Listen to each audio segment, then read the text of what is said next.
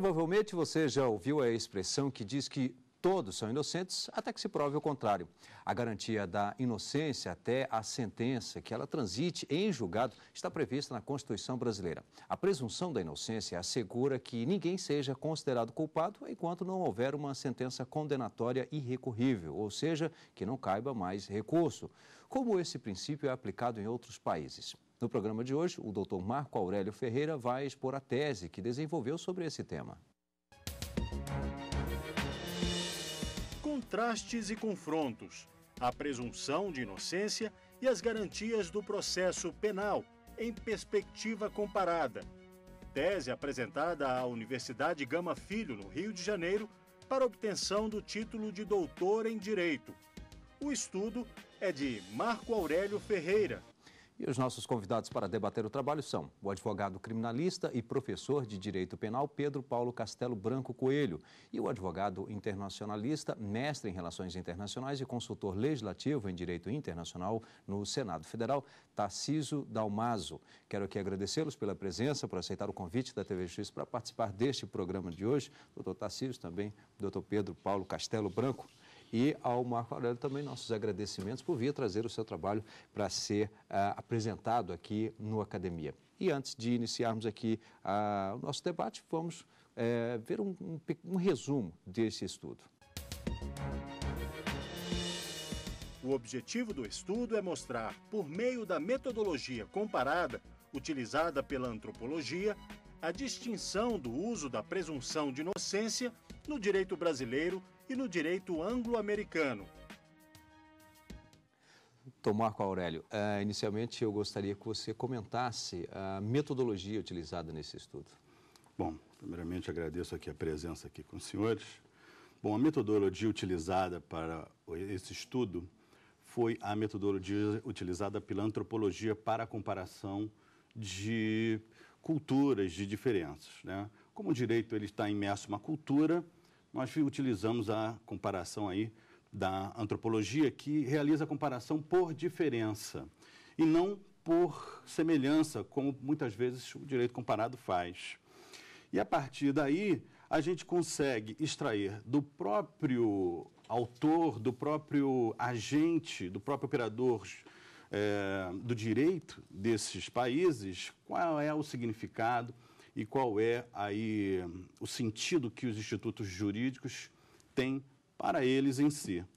E, normalmente, percebo alguns equívocos quanto à pesquisa que é feita por semelhança, pois a gente acaba projetando a nossa perspectiva do que são os institutos e não buscando saber, na concepção daqueles nativos, quais são as verdadeiras representações para eles. Então, é nesse sentido que a antropologia contribui aí metodologicamente para a construção desse trabalho. Bom, o doutor Marco Aurélio destacou 3 obras que ele utilizou para ajudar a construir este estudo e nós vamos conferir quais são essas 3 obras. Ensaios de Antropologia e de Direito, Roberto Kent de Lima, editora Lumen Juris. Processo Penal, Fernando da Costa Tourinho Filho, editora Saraiva. O Saber Local, Clifford Geertz, editora Vozes. Bem, Marco Aurélio, vamos lá então. Gostaria que você comentasse de que forma cada uma dessas obras contribuiu para a elaboração do seu trabalho. Bom, a primeira obra é do professor Roberto Kent de Lima. Hoje o professor Roberto Kent de Lima é uma figura de expressão dentro da antropologia do direito, da antropologia jurídica. Então, essa obra ela é significante, uma vez que o professor Roberto Kent é antropólogo e também advogado, e consegue fazer essa interdisciplinariedade aí com bastante eficiência. A outra obra é a obra do professor Tourinho Filho, Fernando da Costa Tourinho Filho, e ela foi trazida aqui ao estudo porque o professor Fernando Tourinho Filho é um autor de consenso dentro do direito, é uma autoridade dentro do direito. Então, quando a gente quer trazer o que o direito brasileiro pensa sobre determinado instituto, nós temos que trazer esses autores de maior consenso, que são os porta-vozes do direito. Outra obra também, que é o professor Clifford Geertz, né, é um antropólogo, e o professor Clifford Geertz nos traz aí a ideia de que O direito é um saber local, assim como a jardinagem, o artesanato, o direito é um saber local. E como um saber local, a gente começa a pensar e discutir a importação de institutos jurídicos, né? Porque muitas vezes importamos institutos jurídicos, mas não importamos aí os sentidos e os significados. Nessa medida aí, a obra do professor Goertz é muito útil para a compreensão disso. Bom, e o seu estudo em si? Bom, o trabalho ele foi realizado aí no programa de pós-graduação da Gama Filho, e onde eu tive a oportunidade de fazer um doutorado sanduíche, passar um tempo na Argentina e também passei um tempo no Canadá, efetuando pesquisas de campo, né? Primeiramente, é importante a gente compreender que o direito anglo-americano, da tradição da common law, ele é muito diferente da tradição jurídica brasileira. A nossa tradição jurídica brasileira, ela sofre uma influência muito grande do sistema inquisitorial, uma vez que nós somos herdeiros da tradição portuguesa, que todos nós sabemos, historicamente, foi aí muito influenciada pelo Tribunal da Inquisição. A Inquisição se instaurou com força em Portugal. Nós herdamos um pouco desses institutos, sim. E aí nós, então, nos deparamos com modelos diferentes de construção de verdades. No modelo inquisitorial, e isso se mantém até hoje no nosso direito, a verdade é uma verdade pronta, é uma verdade dada. É aquilo que os nossos autores muitas vezes chamam de verdade real. E no direito anglo-americano, a verdade ela não é uma verdade pronta, absoluta. A verdade é aquela verdade construída dentro do processo. É uma verdade em que as partes atuam construindo juntamente com o juiz, com os jurados, essa verdade. Esse ponto é importantíssimo para a distinção desses dois modelos que estão em comparação. Outra coisa importantíssima para a gente compreender o trabalho é aonde se localiza a garantia do devido processo legal. Porque a presunção de inocência, ela deriva dessa garantia do devido processo legal. Só que o devido processo legal, na tradição anglo-americana, é um direito do acusado, um direito disponível, que ele pode dispor na medida em que ele pode negociar a sua culpa. Ele negociando a sua culpa, ele evita o processo, mas o processo é um meio de defesa dele. Então, interessa à acusação que ele, por exemplo, disponha desse direito e aceite se responsabilizar por um outro crime, por um outro tipo penal, não é? E a partir daí, uma vez que ele se recusa, uma vez que ele se declara inocente, uma vez que ele fica em silêncio, esse processo então se instaura. E esse processo então se instaura impondo à acusação o ônus da prova. Impondo à acusação o ônus da prova e a presunção de inocência para ele. E aí, uma coisa muito curiosa é que no desenvolver desse processo, nós vamos verificar aí uma forma diferenciada de construção dessa verdade. Os casos criminais no direito anglo-americano, ele exige um padrão de verossimilhança, um padrão de prova muito maior do que a esfera civil. No direito anglo-americano, nós vamos ter, na esfera civil, a preponderância da evidência. Nós vamos ter, por exemplo, no direito do Canadá, né, a equivalência de probabilidades ou equilíbrio de probabilidades. Mas, no caso criminal, eles utilizam o que eles chamam de beyond reasonable doubt, que, a grosso modo, a tradução seria além de uma dúvida razoável, o que corresponde a cerca de 75% de probabilidade daquelas provas se confirmarem. Ou seja, não se busca uma verdade real, uma verdade absoluta. Então, esse padrão de 75% de probabilidade é um padrão que cabe à acusação demonstrar, cabe à acusação provar aos jurados, demonstrar aos jurados. E qual é a ferramenta de defesa do réu? O réu ele pode produzir prova, mas se ele quiser, ele não produz prova. Ele não produz prova porque ele tem um outro instrumento para combater o argumento da acusação. Qual é? É a desclassificação das provas da acusação para um padrão mais baixo, para um padrão menor. Então, assim, ele assegura a presunção de inocência e deixa única e exclusivamente o ônus da prova para a acusação. E no nosso direito, quando a gente olha para o nosso direito, esses padrões de prova, eles não existem. Como existe a busca da verdade real, nós temos poucas regras de exclusão de provas e nós temos uma concentração aí de poderes dentro do magistrado para que ele possa buscar essa prova, para que ele possa alcançar esta verdade. Enquanto no modelo anglo-americano, o que se busca, o que prevalece, são as regras do jogo, né? Isso prevalece sobre a verdade concreta, real. No nosso direito, me parece que a preocupação maior é com a verdade e não tanto com as regras do jogo. Sendo assim, a gente consegue compreender que alguns limitadores da produção de prova, elas fazem sentido dentro do nosso direito, tem um outro sentido dentro do nosso direito e um outro sentido diverso no sistema anglo-americano. Bem, nós vamos fazer aqui um rápido intervalo e em seguida estaremos de volta já na fase de debates no Academia. Até já. O programa Grandes Julgamentos do STF apresenta essa semana a decisão do plenário do Supremo que condenou o Estado do Rio Grande do Norte a pagar aos seus servidores as perdas salariais decorrentes da conversão da moeda de Cruzeiro Real para URVs, Unidades Real de Valor. A decisão da Corte teve a repercussão geral reconhecida e vai atingir pelo menos 10 mil ações que tramitam na Justiça sobre o mesmo tema. O programa vai ao ar inédito sexta-feira, às 8 horas da noite e tem reapresentações ao longo da semana em horários alternativos. Eu espero você.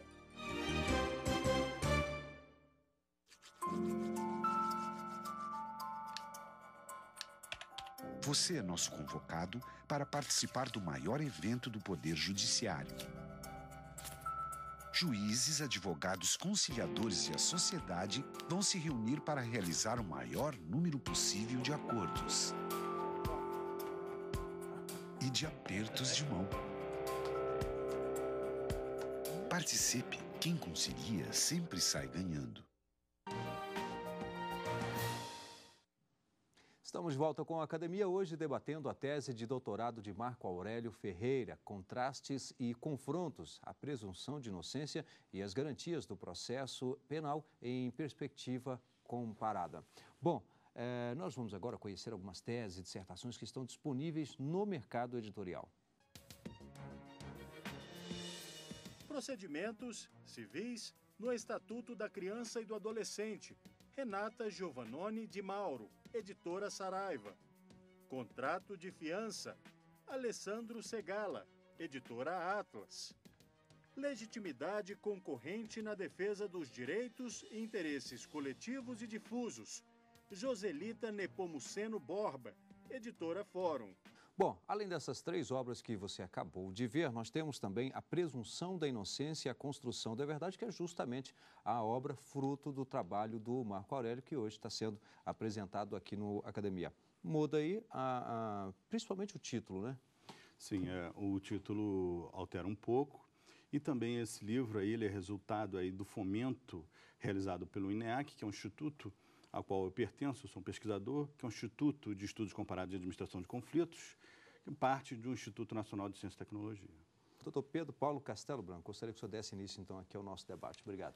Perfeitamente. É um prazer estar aqui e ouvindo as suas lições, professor Marcos, de formas que vou me cingir a 3 pontos. O ônus da prova no direito brasileiro, processual penal, o princípio da inocência presumida, que é de conteúdo constitucional, é um direito pertencente da garantia individual da pessoa, que é um reforço à cidadania e ao devido processo legal. Quando nós falamos em ônus da prova, no direito processual penal brasileiro, nós dizemos que o ônus da prova incumbe a quem alega, ou a quem acusa. Ora, para esse sentido, nós chamamos esse procedimento de um procedimento acusatório. E isso se inclui dentro do devido processo legal. Vai, evidentemente, se chocar com o princípio da inocência presumida.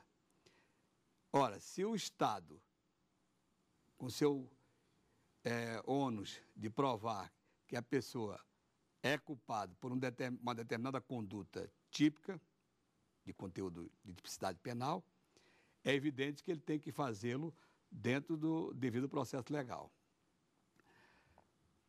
No direito brasileiro, ainda voltando ao processo penal, nós temos uma fase que vamos usar esse ônus probandi a fase do inquérito policial. Esse inquérito policial, ele se dá numa fase policial, que nós chamamos de administrativa, e numa fase judicial, que nós chamamos de instrução criminal.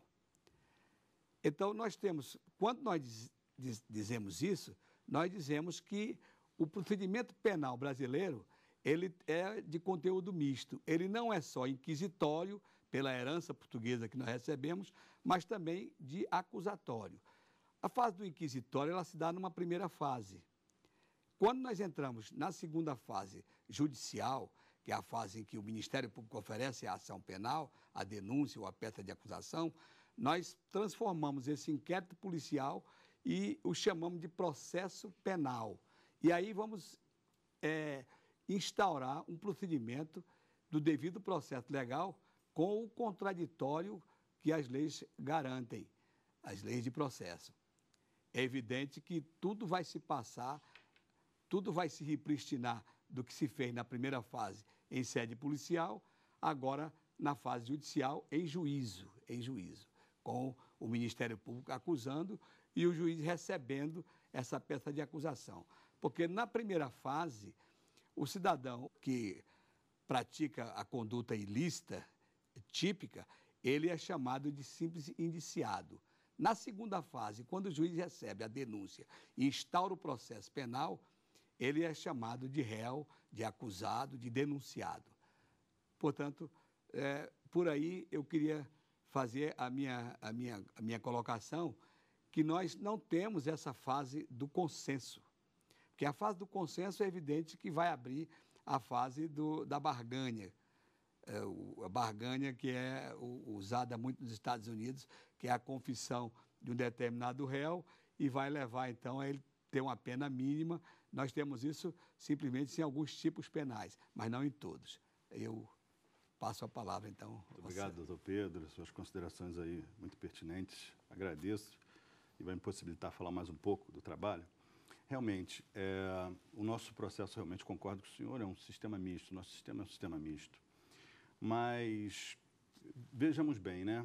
O inquérito policial não existe as garantias do contraditório e da ampla defesa. Não. Né? Outro elemento importante, não se pode arguir suspeição de delegado de polícia, ou ele se declara suspeito, ou não pode a parte arguir a suspeição. Então, a ideia que nós temos de inquérito que é um procedimento neutro, que visa simplesmente a apuração de indícios de autoria e materialidade. Ora, o Ministério Público denuncia com base no inquérito. O inquérito vai junto com a denúncia.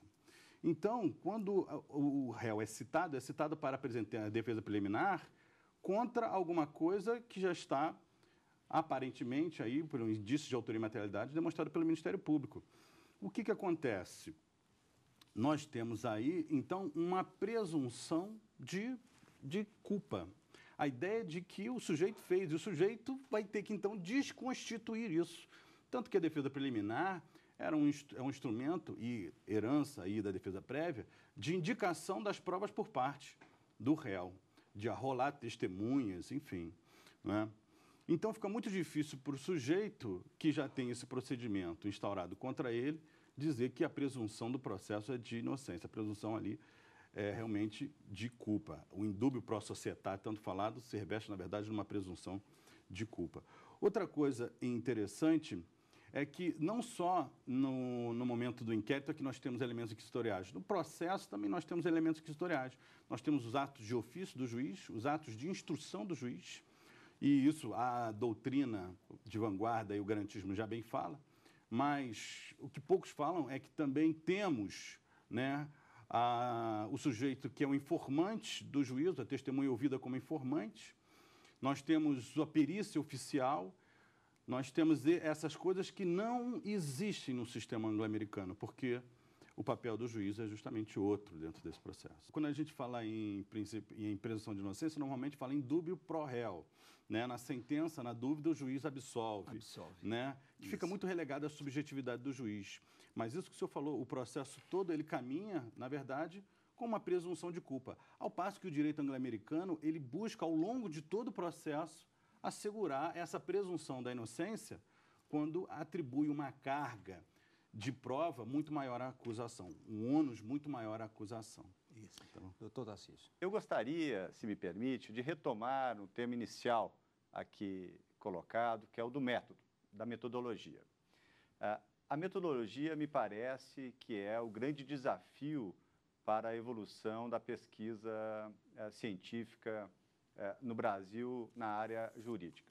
Outras áreas do campo de conhecimento parece que encontraram, no decorrer da sua evolução, algum nicho metodológico. E parece-me, sinceramente, que o método de análise comparada é uma boa linha para a evolução científica no campo do direito. Então, parabenizo, de início, essa opção. Ao mesmo tempo que se bebe na fonte de outra área, isso se corre alguns riscos, né?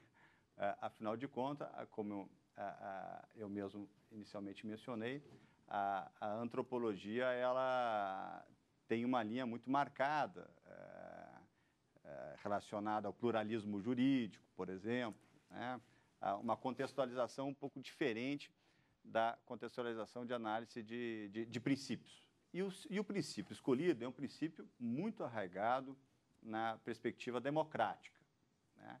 E a perspectiva democrática ela tem as suas variações.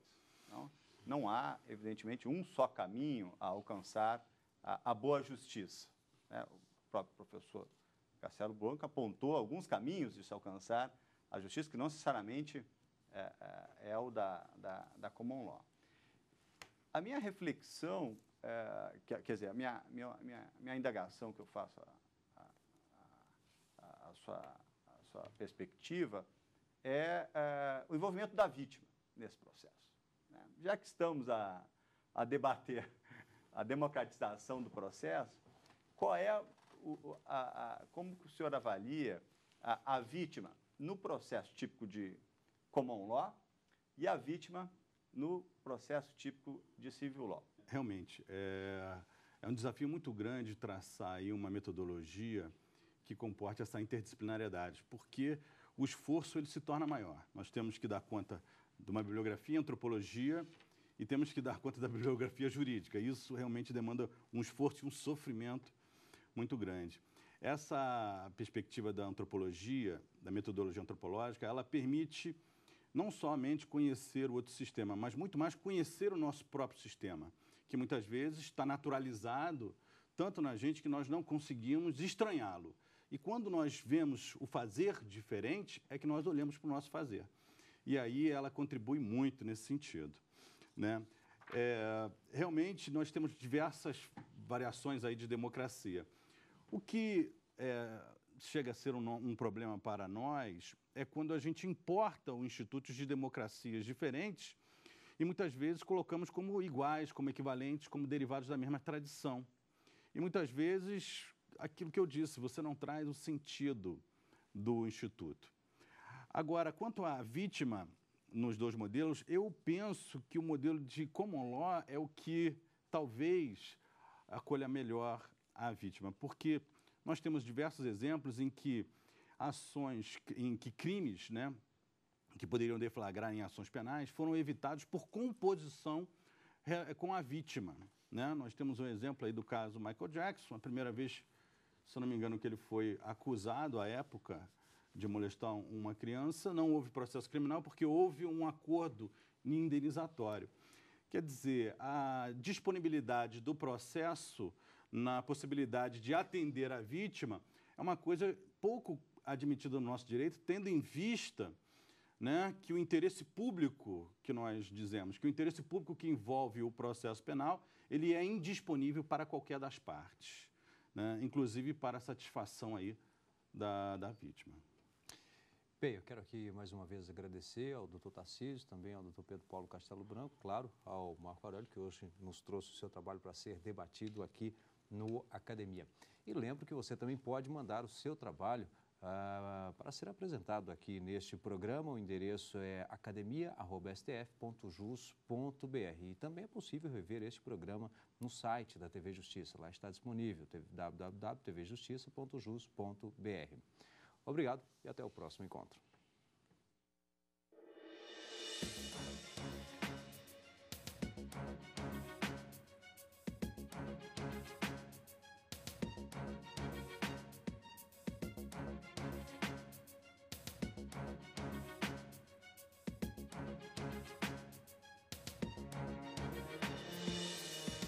A OIT promove a justiça